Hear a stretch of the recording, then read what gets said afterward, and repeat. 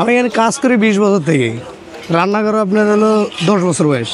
এটা আপনার এই পেঁয়াজ, শুধু পেঁয়াজ দিলে আপনার ঝোলটা পাতলা হয়, আর একটু মিষ্টি কুমড়া দিলে আপনার একটু ঝোলটা গাঢ় হয়। এই দেখেন সিক্রেট রাস্তা, চলেন যেদিক দিয়ে যাওয়া যায় আর কি। মানে সিটি হাট এবং নওহাটার ভেতরে আমি রেকমেন্ড করব যে যার দোকানেই খেতে যান আপনারা অবশ্যই নওহাটায় যাবেন। নওহাটায় যারা বিক্রি করে তারাই কিন্তু এসে আবার এই সিটি হাটে বিক্রি করে। সাইড সিটি হাট, আশেপাশের বিভিন্ন অঞ্চলের মানুষ গরু নিয়ে আসেন এখানে বেচাকেনা করতে। কর্মজীবী মানুষের এক বিশাল সমাহার বসে এই জায়গাটাতে রবিবার এবং বুধবারে।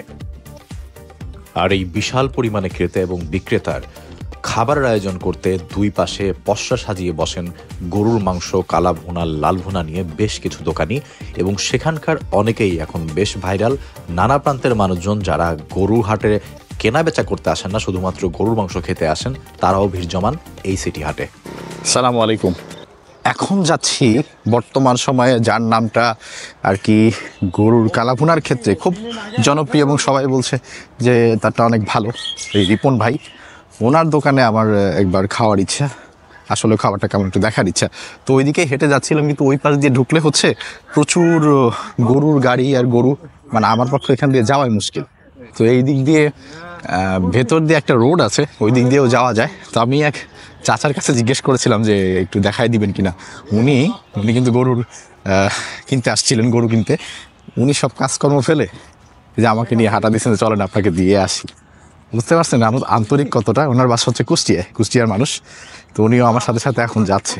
সিটি হাটের মোড়ে এসে নামলে আপনি দুইটা রাস্তা দেখতে পারবেন। একটা হচ্ছে হাতের বাম দিক দিয়ে নিচু ঢালু একটা পথ, একটা মাঠের ভেতরে নেমে গিয়েছে, আর আরেকটা হচ্ছে সোজা, যেখানে গরুর গাড়িগুলো থামে এবং গরু যেখানে বিক্রি হচ্ছে ওই সোজা রাস্তা দিয়ে। এখন যারা ওই সোজা রাস্তায় গরুর ভেতর দিয়ে যেতে পারবেন না, তারা কি করবেন, বাম দিকের সরু রাস্তা দিয়ে নিচের দিকে নেমে যাবেন, দেখবেন একটা মাঠের মতো আছে। একটু সামনে এগিয়ে গেলেই হাতের ডানে মাঠের ক্ষেতের মধ্যে যে কোনো আইল দিয়ে আপনি হাঁটা শুরু করলেই সিটি হাটে পৌঁছে যাবেন। ব্যাপারটা দারুণ না?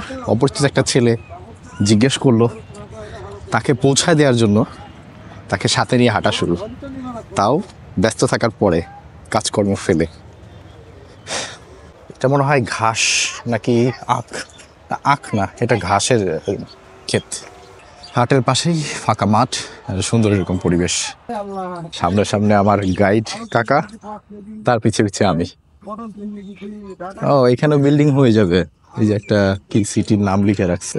শহরের আশেপাশের গ্রামগুলো শহরের বড় বড় বিল্ডিংগুলো গ্রাস করে ফেলতেছে, কিন্তু আমরা গরু হাটের কাছে। আর এই যে গরুর আওয়াজ তো মনে হয় শুনতে পারতেছেন অবশ্যই। ওই দেখেন সিক্রেট রাস্তা, চলেন যেদিক দিয়ে যাওয়া যায় আর কি।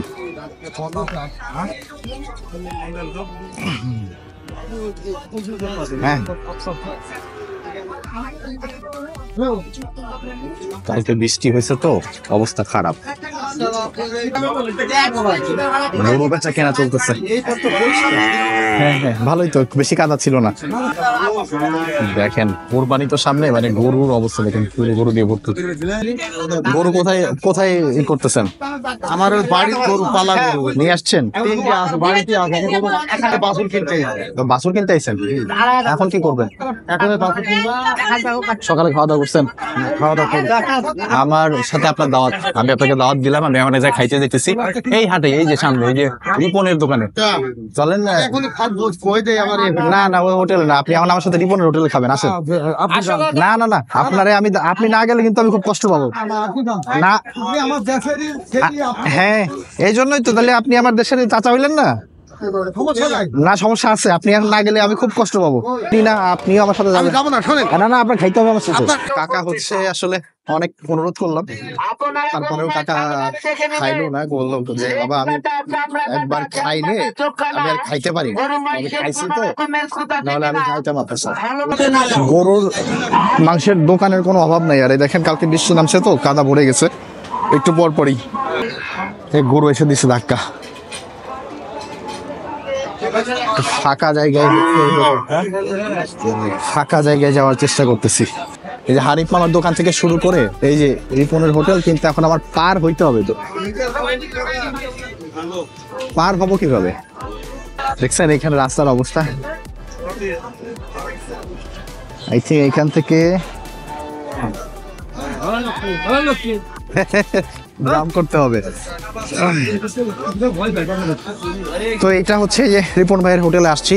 তো রিপন ভাইয়ের হোটেল একটু বেশি ভেতরে, ওইখান থেকে খুঁজতে খুঁজতে খুঁজতে খুঁজতে অনেক দূর হেঁটে আসতে হচ্ছে, তারপরে পাইলাম। তো চলেন,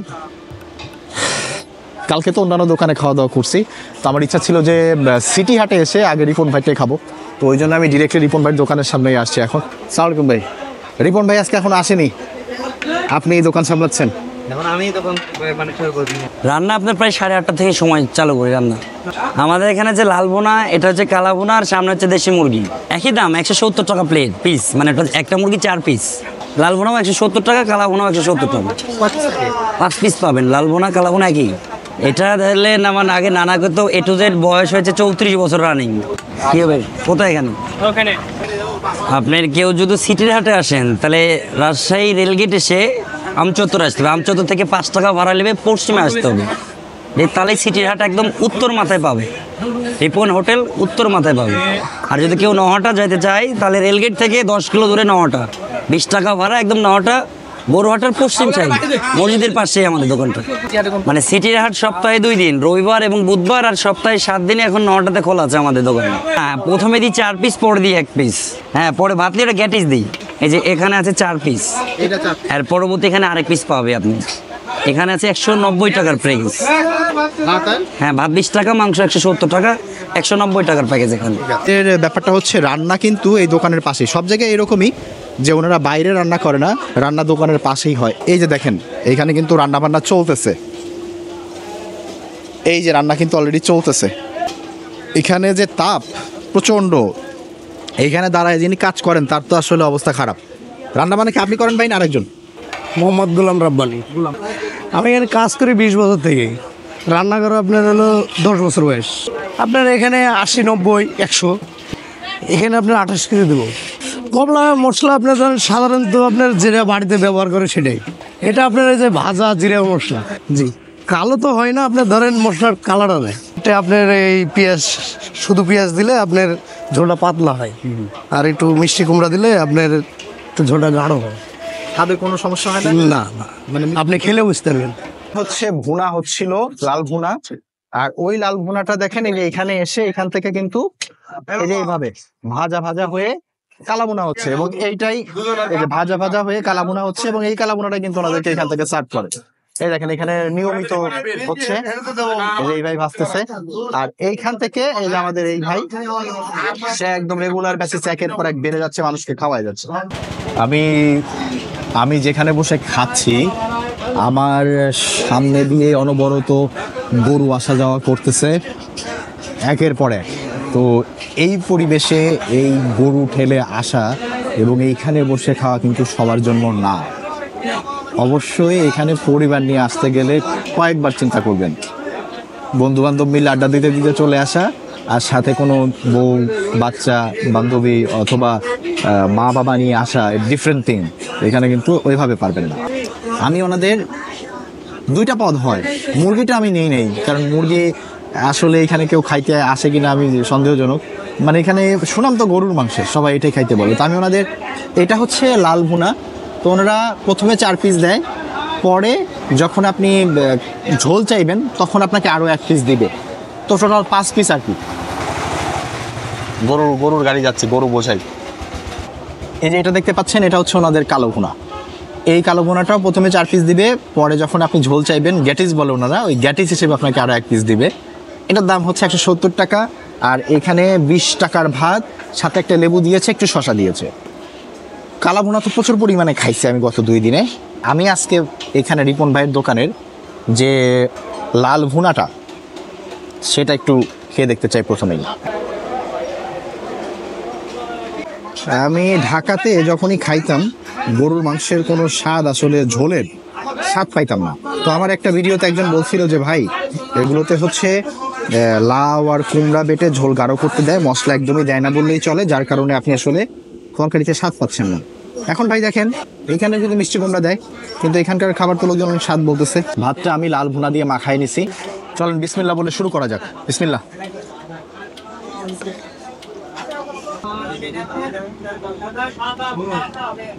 এই হচ্ছে মাংস, এই যে যেরকম হয় রাজশাহীতে সবাই একটু শক্তের দিকে মাংস রান্না করে, এখানেও সেম।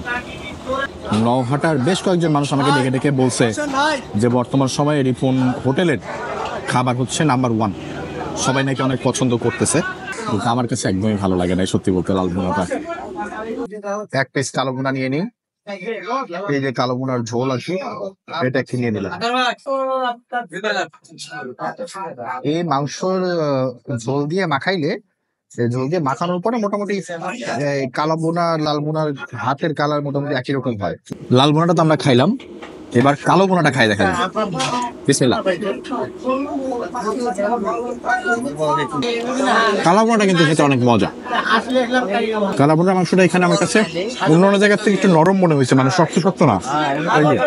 এই যেরকম করলে এই যেরকম ভাবে চাপ দিলে ছেড়ে যাচ্ছে, অন্য জায়গায় একটু শক্তের দিকে কালো ভুনা মাংসটা থাকে, বাট এইখানে কালো ভুনা মাংসটা বেশ নরমের দিকে, এবং কালো ভুনার ঝোল দিয়ে মাংসটা খাইতে অনেক ভালো লাগছে।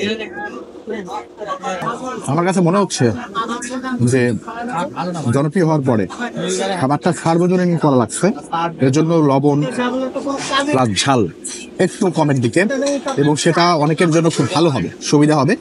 বাট যারা একটু ঝাল লবণ খান তাদের জন্য একটু কম কম মনে হইতে পারে। কিন্তু লাল ভুনার থেকে কালা ভুনার যে ঝোল, এটা দিয়ে ভাত খাওয়ার পরে আমার কাছে মনে হচ্ছে যে রিপন ভাইয়ের এখানে কালা ভুনাটা আরো বেশি ভালো লাগতেছে। এই একই যদিও ঝোল, তারপর যখন এটা ভাজা ভাজা করা হচ্ছে তখন এটার ফ্লেভারটা একটু বাড়তেছে। কালা ভুনার মাংসটাও ভালো ফ্লেভার দিচ্ছে। এই দেখেন মাংসের কথা বলতেছিলাম না যে এখানকার মাংসটা একটু বেশি নরম হয়েছে, মানে এখানকার টেন্ডারনেসটা একটু ভালো। এই দেখেন এই কালা ভুনা আমি অন্যান্য দোকানে এত নরম পাইনি, এখানে যেরকম পাইলাম না। মানুষ খেতে আসে শখ করে, বড় বড় রেস্টুরেন্টে মানুষ খায়, কিন্তু খাবারের যে মজা সেটা বড় বড় রেস্টুরেন্টে কিন্তু ওইরকম পায় না।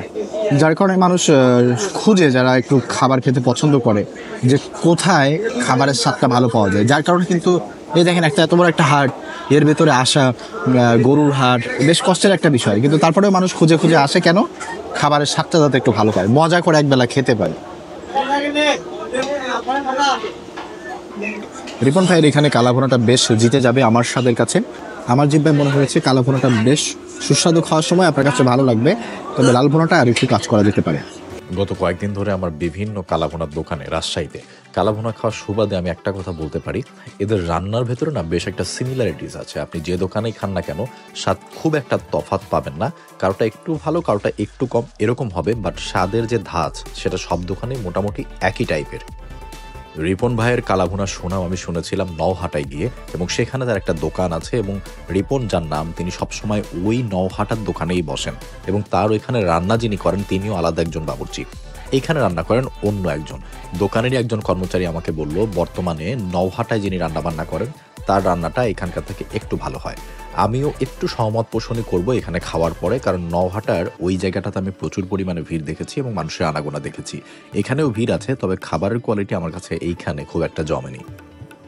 খাওয়া দাওয়া কিন্তু শেষ, আমি বের হয়ে যাচ্ছি এখন। তো আমি একেবারে মাঠের ভেতরে, বাগানের ভেতর দিয়ে এখন হেঁটে যাচ্ছি, কারণ ওই দিক দিয়ে আমার পক্ষে যাওয়া একটু মুশকিল, অনেক গরু, আসার সময় একটা গুতাও খাইছি। এখন আপনাদেরকে বলি, এইখানে মানে সিটি হাট এবং নওহাটার ভেতরে আমি রেকমেন্ড করব যে যার দোকানেই খেতে যান আপনারা অবশ্যই নওহাটায় যাবেন। নওহাটায় যারা বিক্রি করে তারাই কিন্তু এসে আবার এই সিটি হাটে বিক্রি করে, বুঝতে পারছেন?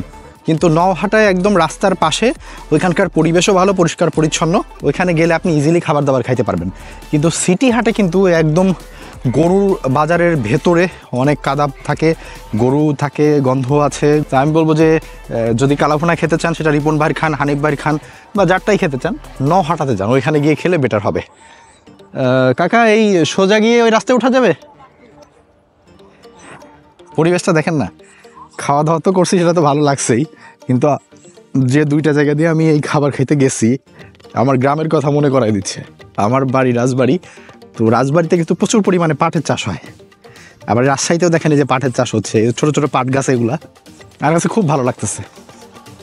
তো এখান দিয়ে সোজা উঠে হাতের বাম দিকে চলে গেলেই আসলে আমি মেইন রাস্তায় উঠে যাব। আপনাদেরকে অসংখ্য ধন্যবাদ আমার ভিডিওটা দেখার জন্য।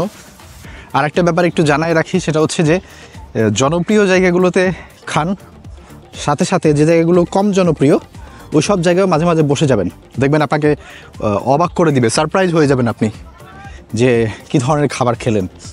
আমি সবসময় একটা কথা বলি, খাবারের স্বাদ নির্ভর করে হচ্ছে আপনি কী ধরনের খাবার খেয়ে অভ্যস্ত, ছোটোবেলায় আপনি কী ধরনের খাবার খেয়ে বড় হয়েছেন এবং আপনার কতটুকু পেটে ক্ষুধা আছে। এই জন্য এক একজনের কাছে এক এক ধরনের খাবার এক এক রকম লাগে। আমার কাছে যেটা ভালো সেটা আপনার কাছে খুবই জঘন্য হতে পারে, যেটা আপনার কাছে ভালো লাগেনি সেই খাবারটা আমার কাছে খুবই মজা লাগতে পারে। তো বিচার করবেন এইভাবে, আমি যে বর্ণনা দিচ্ছি আমার খাবারটা যেমন লাগছে সেই খাবারের স্বাদের সাথে আপনার স্বাদটা আসলে মিলে কিনা, তারপরেই ডিসিশন নেবেন। আমি কখনোই বলবো না কোথাও যান অথবা কোথাও যাবেন না, ডিসিশন আপনার। সবাই ভালো থাকবেন, আপনাদের মূল্যবান সময় থেকে আমার ভিডিও আপনারা দেখেন, এর জন্য কৃতজ্ঞ। দোয়া রাখবেন। আল্লাহ হাফেজ। রাজশাহীর সিটি হাট থেকে বিদায় নিচ্ছি। আসসালামু আলাইকুম।